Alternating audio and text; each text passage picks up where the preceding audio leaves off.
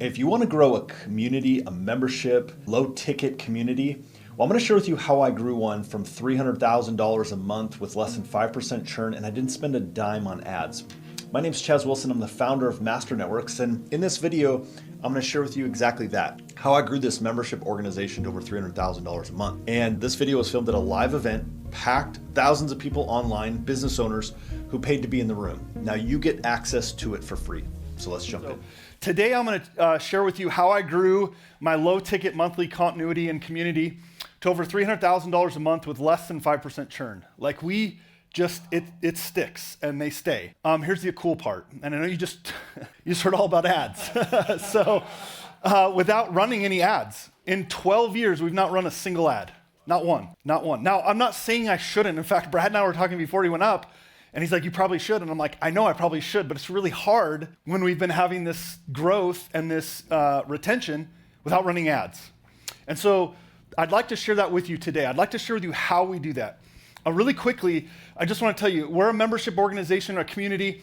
We have two levels of membership. We have a community that's all online, that's $75 a month, and then we have something that's all access. And the only difference, Stu talked about this, I loved Stu's presentation. The only difference in the two is that one, you pay a one-time $300 application fee, and then it's $75 a month. So what percentage would you think chooses the one on the right? 99.6. We have, you can almost count on two hands how many people we have that choose the other one. And that's, again, by intention, right?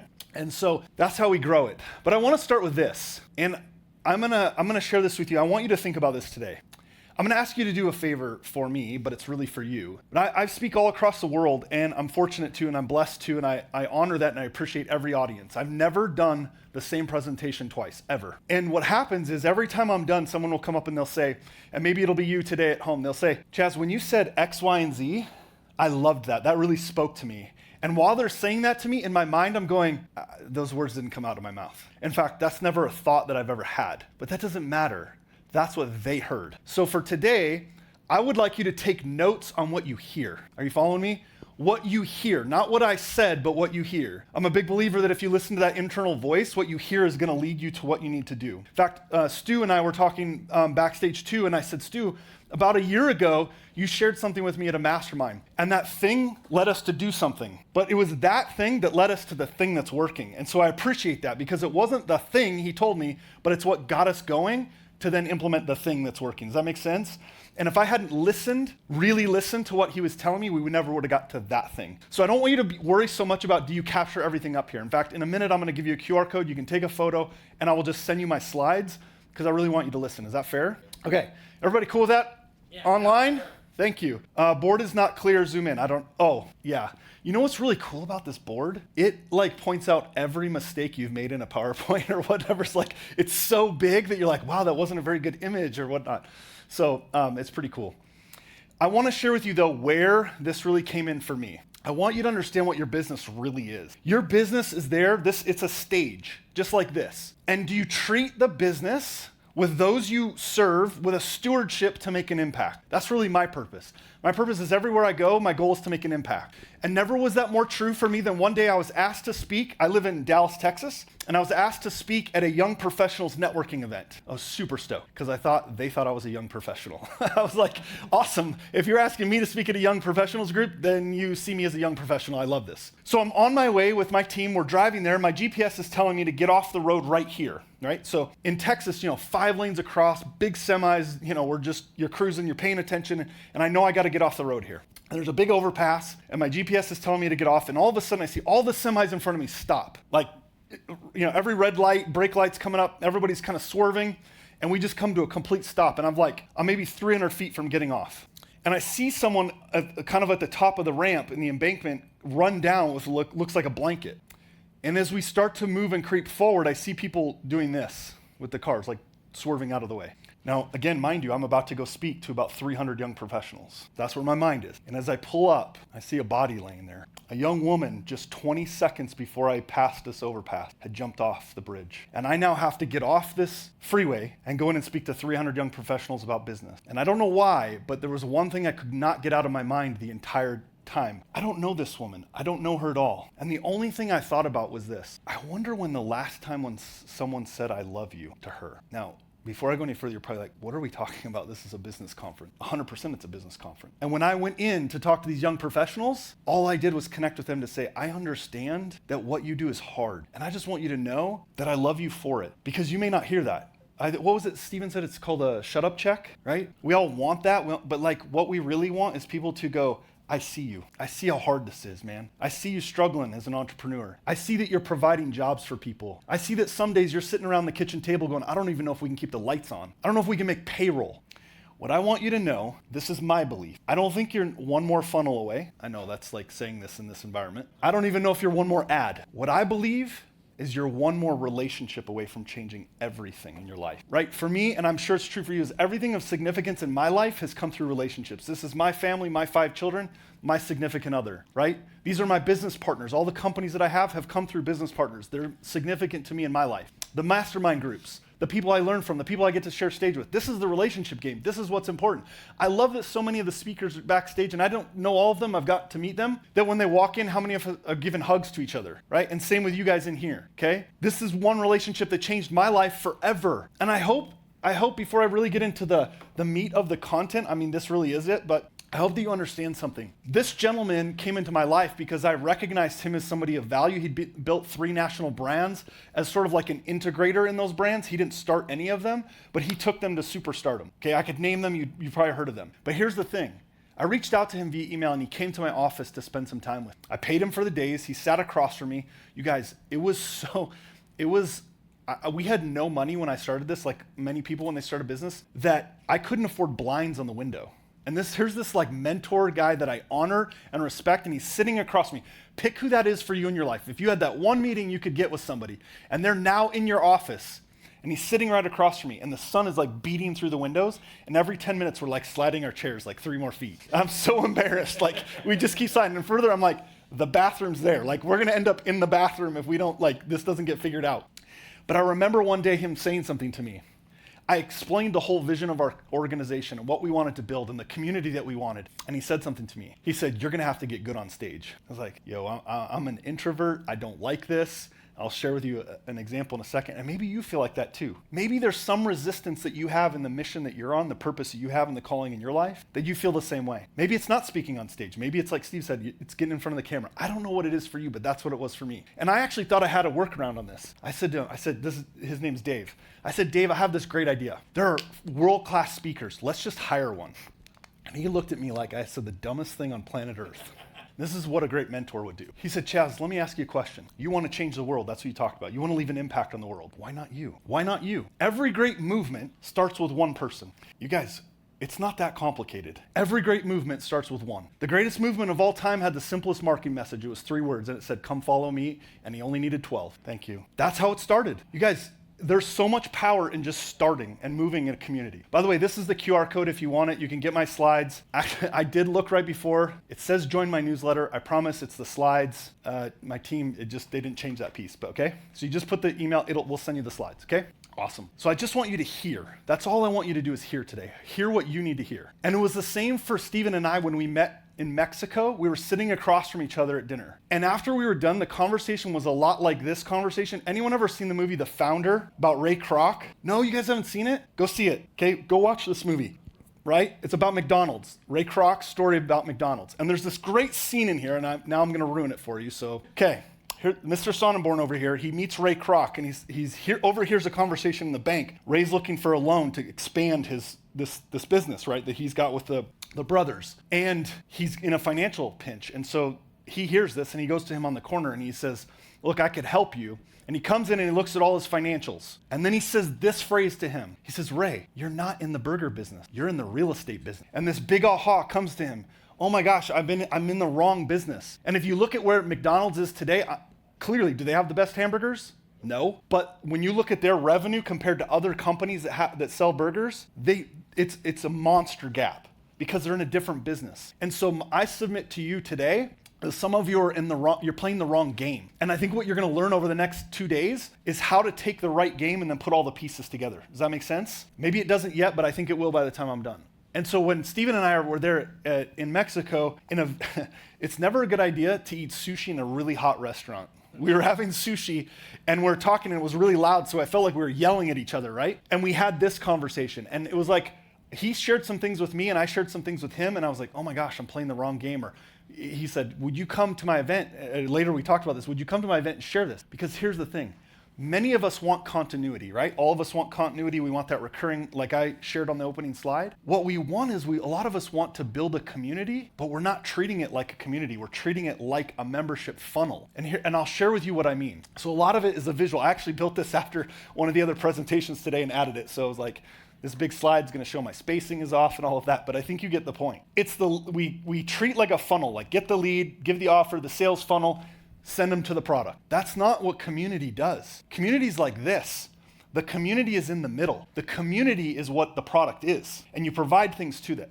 So I was telling Stephen just a minute ago before the presentation, and I almost hesitate saying this because I think people don't believe it. But when you build community to this depth, you know where all my leads come from? My community. Where do all the sales come from? No, I'm not kidding. I do not sell a single person. The community sells every person we bring in. They do it. Guess who delivers the product? The community delivers 80% of the product. I do about the other 20%. They deliver 80%. We find the best students and we rise them up and they now deliver it. And one would think that that dilutes my effectiveness.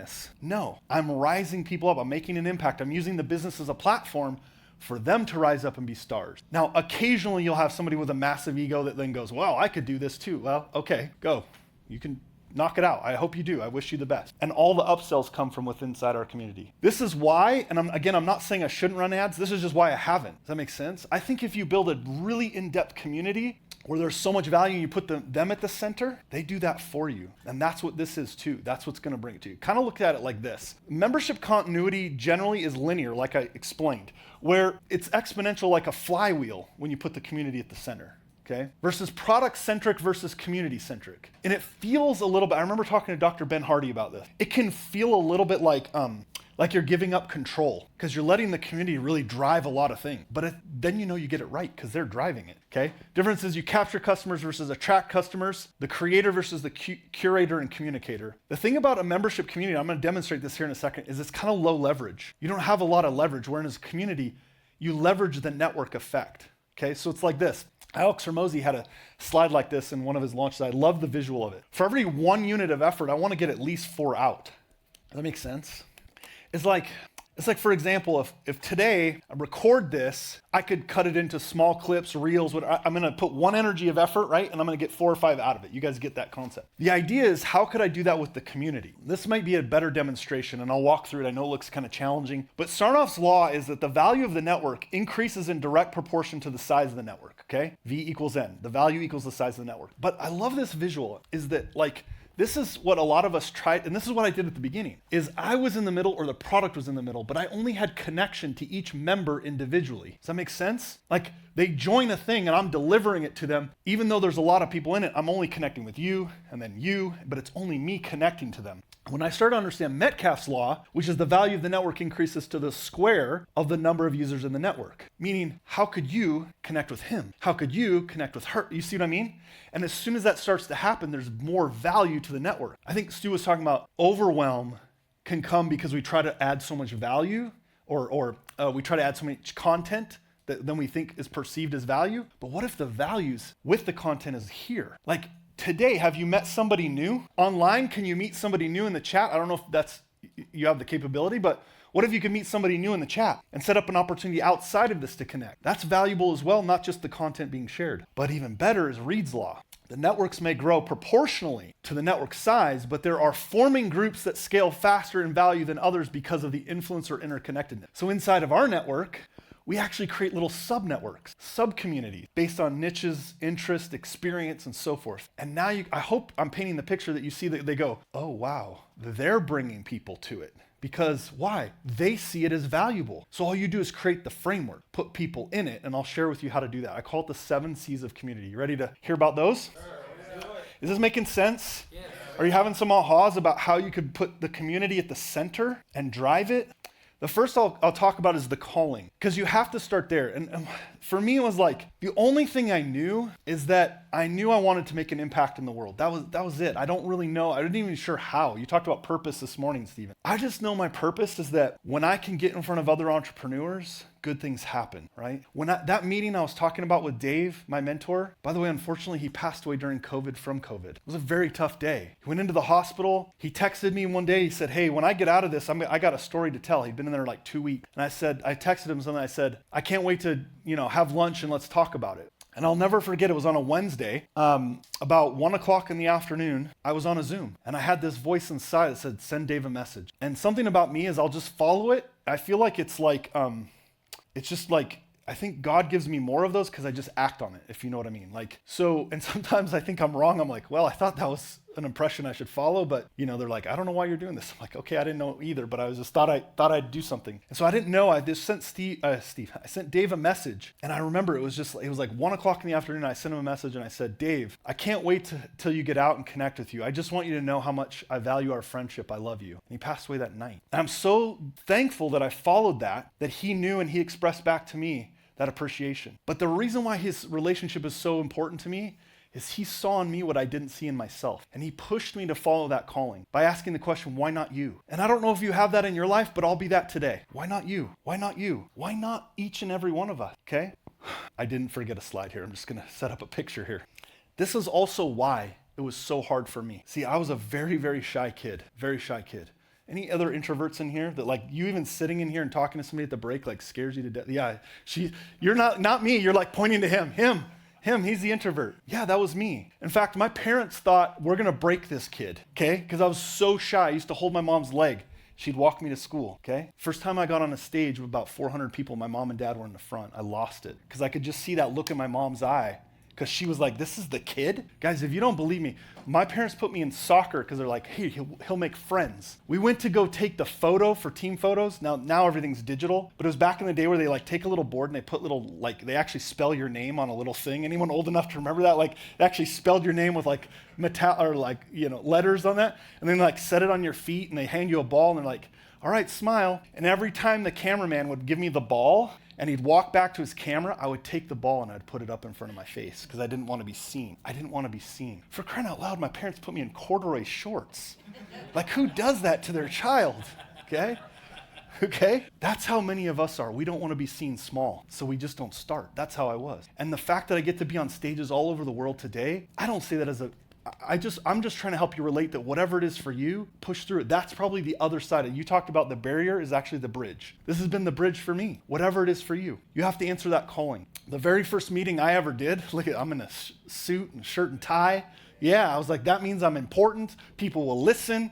This lady right here, this was the space. It was her space. She let us come in to do it. And in my presentation for my new idea, you guys, she walked in the room late, interrupts me, and as soon as I get there, she goes, hey, just so you know, you're not getting any of my money. Whatever this is, some get-rich-quick thing, you're not getting any of my money. I thought, wow, this is what I'm up against, right? I had 14 people in the room, and 4 of them said yes, and that's all I needed.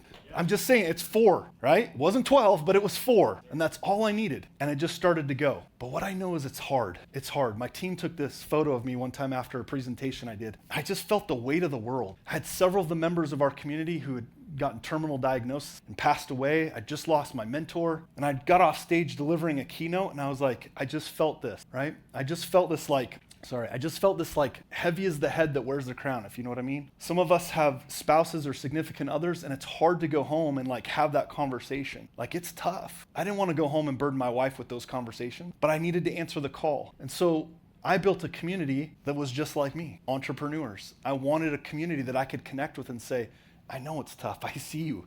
I'm in it with you. I'm just like you. So my first seed of building your community is you got to answer the call that's for you. It's got to be your calling and step into it. I don't know enough. It doesn't matter.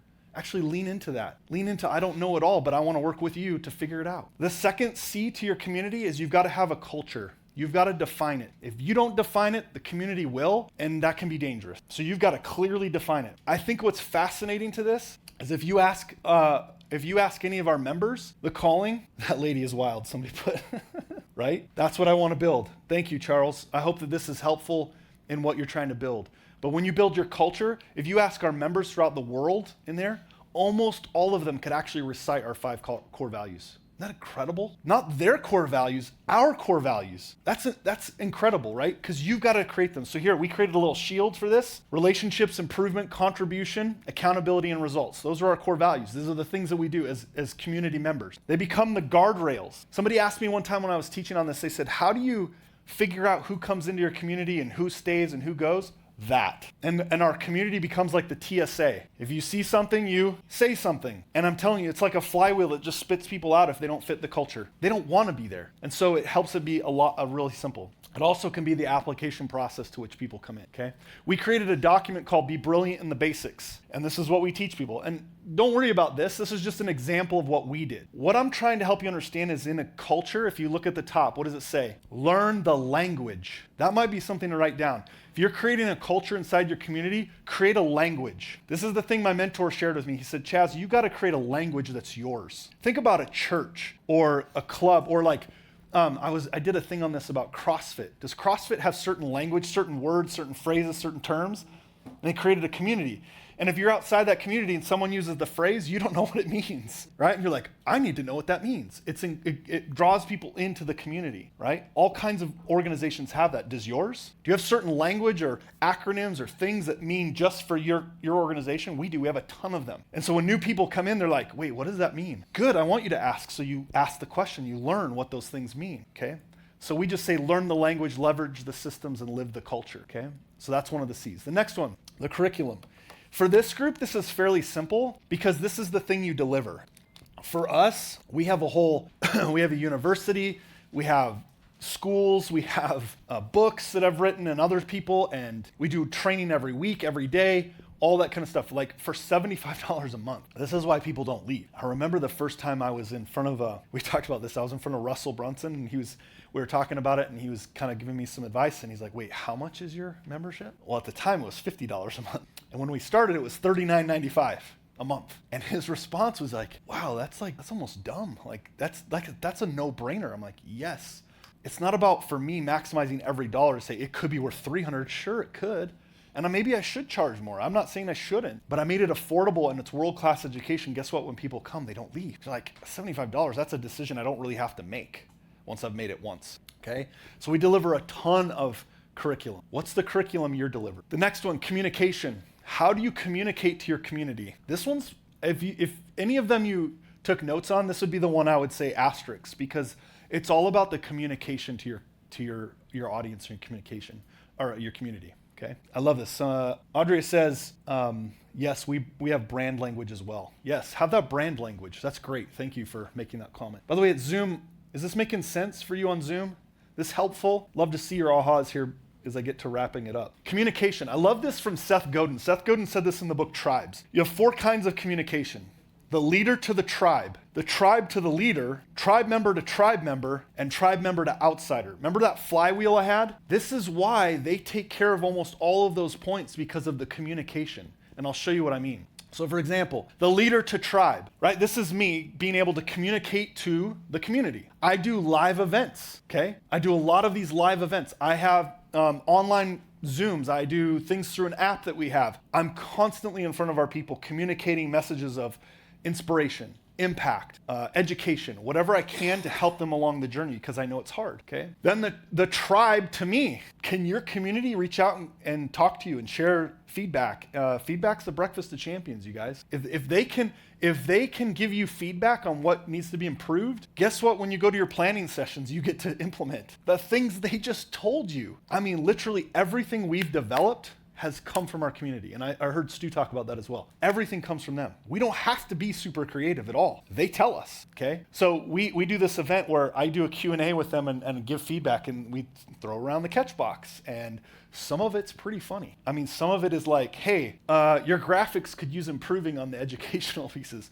Your grammar, I'm like, yeah, I mean, sometimes it feels petty like that, but they're telling us because why? They value it. It's good. It should portray that. Okay, so don't be afraid to open that up to your community. That's a really big key. Tribe member to tribe member. This was probably, we implemented this during COVID out of necessity. Game changer. I think my original thought, and I'm embarrassed to say it out loud, was I don't want them talking to each other. That sounds really bad, doesn't it? But I was like, what if they complain to each other? But what happened was magical. All of a sudden that Reed's Law way over here just took off. I mean, exploded because they could connect with each other.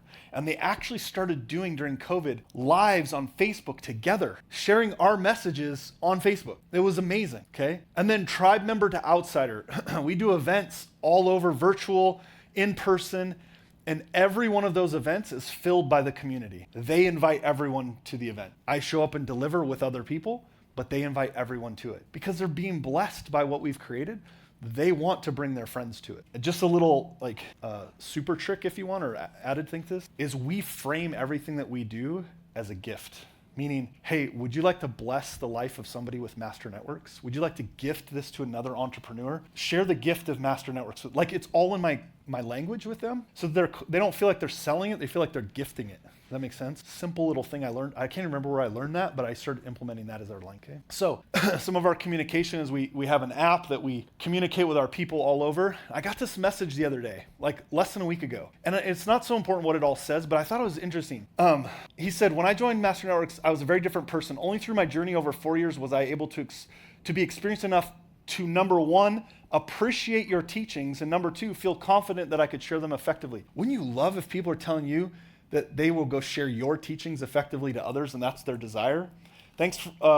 There's a forging that must occur. I'm buzzed and excited for our community, and even more for those we can touch with this gift. He's using my language. So now he's sharing, like, this is great, right? Like, he's gonna go out and share it, okay? So your communication is key to your community. Then next is congregation. What I mean by that is how you organize it. We've played around.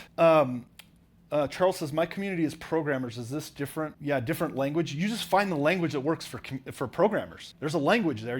And in fact, you could create your own acronyms, your own things, okay? The congregation is how you organize. So for example, we do some live events. We've played around with this a ton. I want you to think about this.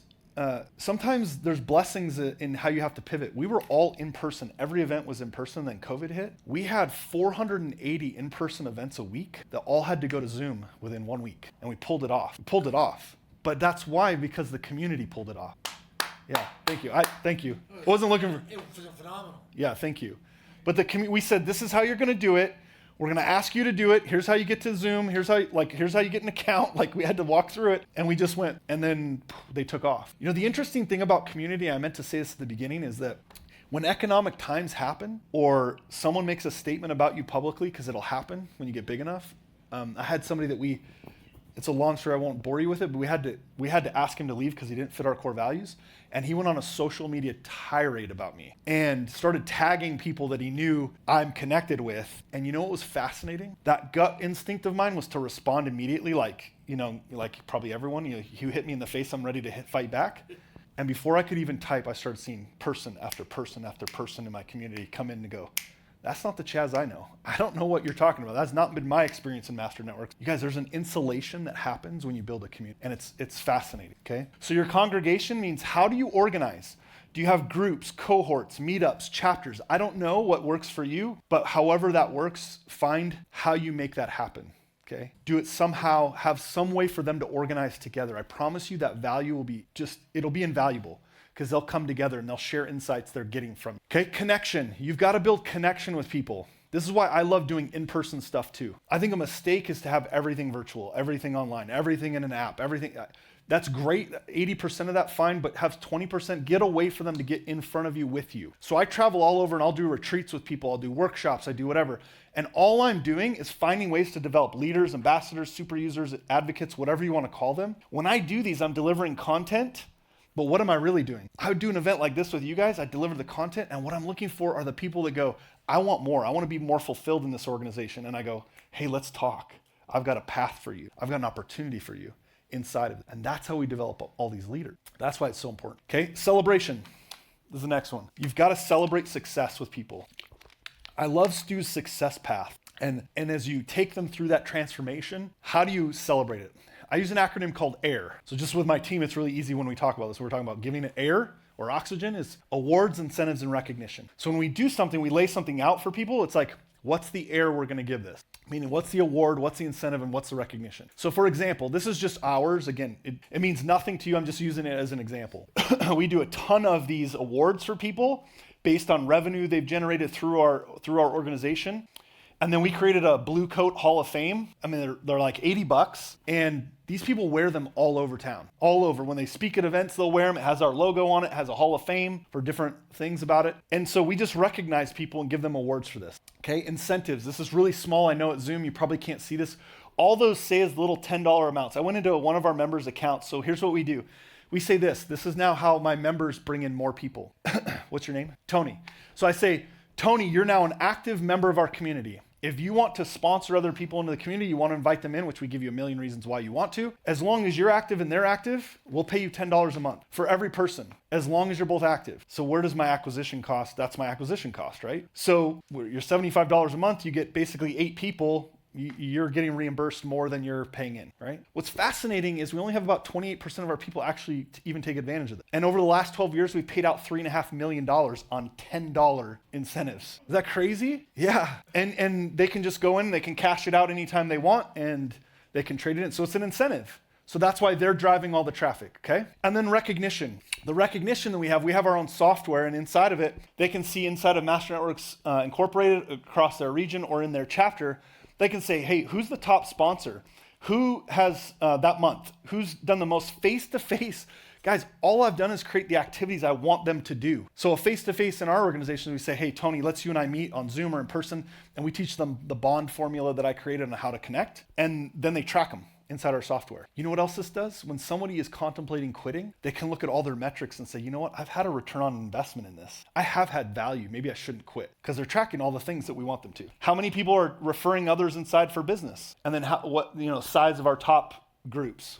Okay. This is the piece that we do. Okay. That was really quick. Those are the 7 C's. Was that helpful? Yeah. Okay. Again, if you missed, some of you, I know I went really quick on that. If you missed it and you want the slides, here's, again, take that picture really quick and now you're like, now I want the slides. Maybe at the beginning you weren't sure. That's okay. You can take a photo of it. And I'm going to wrap with something here. Do I have time to do that thing? Okay. Remember I started with this? Your business is a platform to make an impact. How many of you share that kind of mindset that you want to make an impact in the world, which is why you do what you do? Love that. Almost 100%. If you're in the chat, would you please put you want to make an impact? My aha moment, we don't want to be seen small, so we don't start. Thank you, Leslie. Yeah. Oh, look at this. Impact, impact, impact. If I could propose to you a way to make an impact today, would you be willing to? Now all of you are like, I don't know if I trust you yet. It's okay. It's okay. I promise I won't embarrass you. I promise you. I want to build trust with you, but I want to do something that I've done a few times from stage, and it will make an impact. Just a little sneak peek. That's the name of my third book. Third book is called The Impact Effect. Pull out your phone. You guys willing to play online? Because since I can't see you, can you put in the chat if you're willing to play? Take out your phone. But you have to raise your right hand. And I can't see you at home, but I'm going to trust that you're going to do this. Raise your right hand. Just say, when I'm done, just say yes if you agree. Okay? You agree that you'll do exactly what I tell you to do in this process. Yes? Okay, here's what I want you to do. I want you to think about someone that's made an impact in your life. First person that comes to mind, pull them up right now on your phone. First person that comes to your mind right now. Okay? You're going to send them a text message and you're going to type exactly what I tell you. Ready? Exactly as I tell you. Hey friend, comma, because we're going to use good punctuation, good grammar. Hey friend, I want you to know how much I value our friendship. Period. I was just thinking about you today. Period. I was just thinking about you today. Period. Ready? I love you. Not I love you, bro. Not emojis. You send the wrong emoji. This could get weird. Okay? I love you. Period. Hit send. Don't think about it. Don't second guess it. Hit send. Okay? Now, if you're online on the chat, as we wrap up here, if you get a response, please let me know. In person, if you get a response, please let me know. And while we're waiting, I'm going to share with you a couple of things that have happened when I've done this. I had one guy said, hey, I got a response.